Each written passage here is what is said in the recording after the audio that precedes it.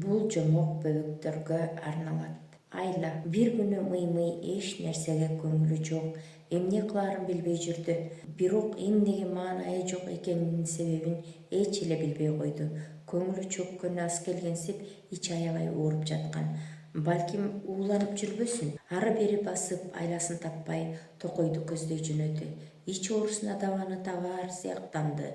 Негизи өзү сыяктуу мышыккадардын айтканда, айласын мурдараак эле таап алмак. Балким, бирок ал мышыктан сураганда эмне? Баары эле баягыны айтышат да, андан көрө токойдогу жаныбарлардан сураганым жакшы деп жолго чыкты. Ошентип бара жатып аюуга жолукту. Аюу болсо мындай дарттын себеби эмне экенин билбей турганын айтты да арстанга жөнөттү. Мыймый арстандан аябай коркчу. Мени жеп койсочу деп ойлоду. Анын каардуу жаныбар экендигин билчү. Жүрөксүп, коркуп турса да, аюунун сөзүн укту да арстан жашаган жерди көздөй бет алды. Анын токойдо минтип жалгыз жүргөнү кээ бир айбандарга жаккан жок. Анткени үй жаныбарларынын токойдо жүрүүсү илгертен эле жакшы көрүнүш эмес болчу. Бирок мыймыйга баары бир эле. Ал азыр ичиндеги оорудан башка нерсени ойлонууга чамасы келбей турган. Жүрүп отуруп арстанды бир бадалдын түбүндө уктап жаткан жеринен жолуктурду.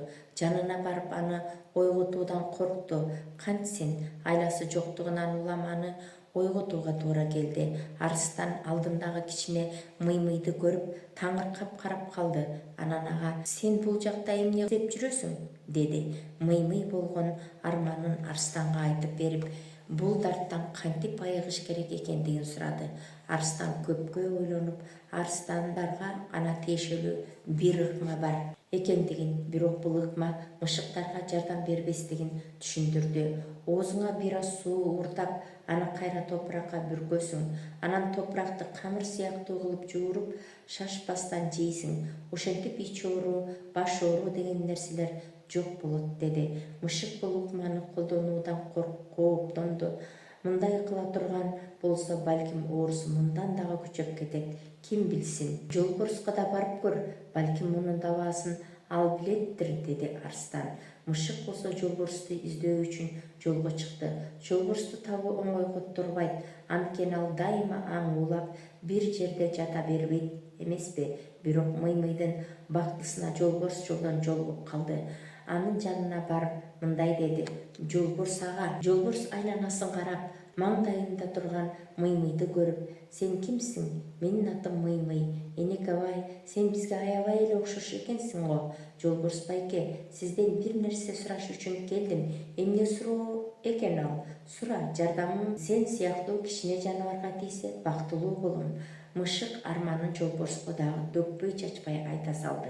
Ага келгенге чейин аюуга, арстанга жолугуп маселесин түшүндүргөндүгүн, бирок дартына даба таба албагандыгын айтты. Жолборс деле тиги экөө сыяктуу мен дагы бул нерсеге бир айла таба албайм. Биздин өзүбүзгө тиешелүү оорудан сакайта турган ыкма бар. Бирок ал сага жардам бербейт. Ал кандай ыкма? Биз жараланган жерибизге шилекейибизди сүртөбүз. Ал жер дароо сакайып кетет. Мышык таң калып: "Бирок менде жара жок да, менин ичим ооруп жатат. Шилекейим болсо оозумдун ичинен ансыз деле ичиме барат." Жолборс күлүп: "Бул жагын билбейм. Менин сага айта тургандарым ушул эле. Аттиң, доктур болуп калганымда эмне? Сени бул оорудан бат эле айла таап айыктырып албайт белем. Бирок мен доктур эмесмин тилекке каршы." Мыймый ага дагы рахматын айтып, андан ары жолун улады. Узап кетип бара жатканында жолборс ага: "Аюу сени эмне үчүн арстанга жиберди? Сурап көрдүңбү?" "Сурап көрсөң дагы жакшы болот. Анткени ал бир канча жаныбарларды сакайтканын билем. Сен аюуга кайра барып тактап сура, балким ич ооруңа шыпа табар", деп кыйкырды узап бара жаткан мыймыйга. Мыймый ичин басып, эптеп-септеп кайра аюуну тапты. Ал бактын башындагы арынын уюгундагы балга суктана карап турган эле. Анан мыймый аюуга карап: "Сизге кайра келдим. Жолборс бул маселени аюу чечет", деди. "Мунун айласын таап бериңизчи."